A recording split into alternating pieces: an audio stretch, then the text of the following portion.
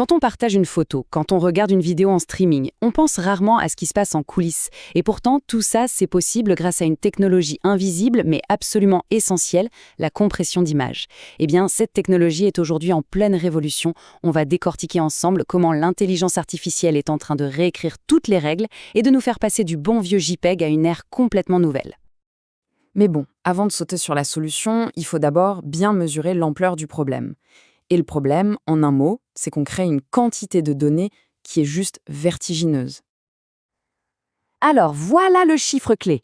D'ici 2025, on estime que le volume mondial de données numériques va atteindre 175 zétaoctets. Pour se faire une idée, un zétaoctet, c'est 1 milliard de téraoctets. C'est un nombre tellement grand qu'il en devient presque abstrait. Alors pour que ça nous parle un peu plus, l'International Data Corporation a fait un calcul assez parlant. Imaginez une pile de disques Blu-ray. Eh bien, avec 175 zétaoctets, cette pile serait assez haute pour aller sur la Lune 23 fois. Voilà, ça, c'est la montagne de données qu'on doit gérer. Et face à ce déluge, on arrive à une conclusion simple.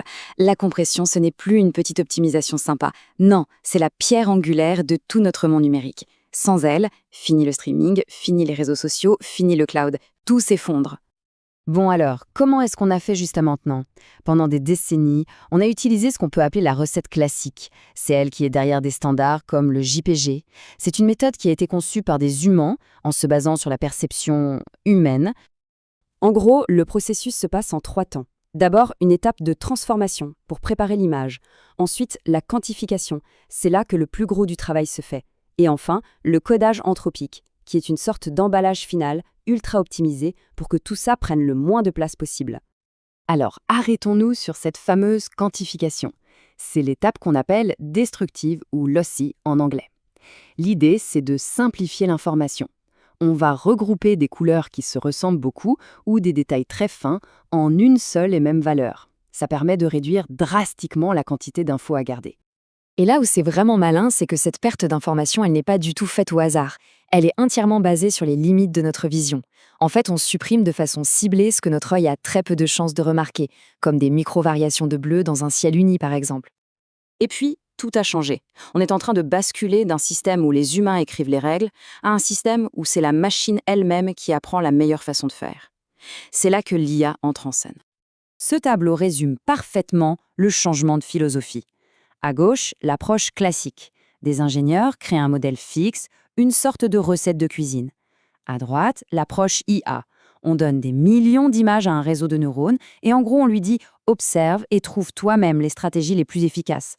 On ne lui dit plus comment faire, il l'apprend.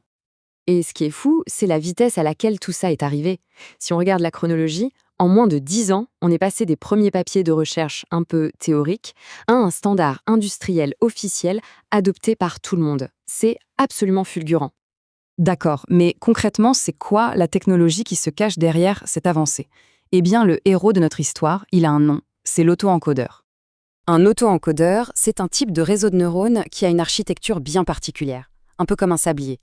Il est spécialement conçu pour une tâche, apprendre à distiller l'essence d'une information dans un format ultra compact, pour ensuite la reconstituer. Le principe est assez simple et élégant. La première partie, l'encodeur, c'est un peu comme un artiste qui regarde un paysage immense et qui doit en capturer toute l'essence sur une toute petite carte postale. La deuxième partie, le décodeur, c'est un autre artiste qui ne reçoit que cette carte postale et qui doit repeindre le paysage en entier juste à partir de ce résumé. Tout le jeu, c'est d'apprendre à faire le résumé le plus riche et le plus compact possible. Ok, très bien la théorie, mais dans la pratique, qu'est-ce que ça donne? Tout ce travail a abouti à un nouveau standard officiel, le JPEG AI. Alors voyons voir ce qu'il a dans le ventre. Ce tableau, il est sans appel. À taille de fichier égale, la différence de qualité visuelle est flagrante. Le JPEG classique nous donne des artefacts en bloc bien moches. Le JPEG 2000, c'est un peu mieux, mais c'est légèrement flou. Et la version avec l'auto-encodeur IA, l'image est claire, nette et naturelle. La différence saute aux yeux. Au final, le bénéfice est hyper simple à comprendre. On obtient une bien meilleure qualité dans un fichier qui est beaucoup plus petit. C'est vraiment le meilleur des deux mondes. Mais en réalité, la vraie révolution, elle est peut-être encore plus profonde. Un fichier JPEG AI, ce n'est plus seulement une image faite pour les yeux. C'est un format qui a une triple utilité. D'un côté, il est optimisé pour qu'on puisse le regarder. Mais en même temps, il est déjà prêt pour être utilisé par des machines, que ce soit pour du traitement d'images ou pour des tâches de reconnaissance d'objets par exemple. Et c'est ça le point clé à retenir. L'IA ne fait pas que rendre les fichiers plus petits, elle transforme la nature même d'un fichier image. Ça devient une sorte de capsule d'information visuelle, une représentation intelligente et polyvalente, prête à être utilisée aussi bien par nous que par d'autres intelligences artificielles. Bien sûr, une telle avancée soulève des questions fondamentales. Si une IA peut reconstruire une image parfaite à partir de presque rien, ça veut aussi dire qu'elle peut en inventer de toutes pièces. Et ça nous laisse avec une grande interrogation pour l'avenir. Comment va-t-on s'assurer de l'authenticité et de la fiabilité des contenus dans un monde où tout ou presque pourra être synthétisé? C'est le grand défi qui nous attend.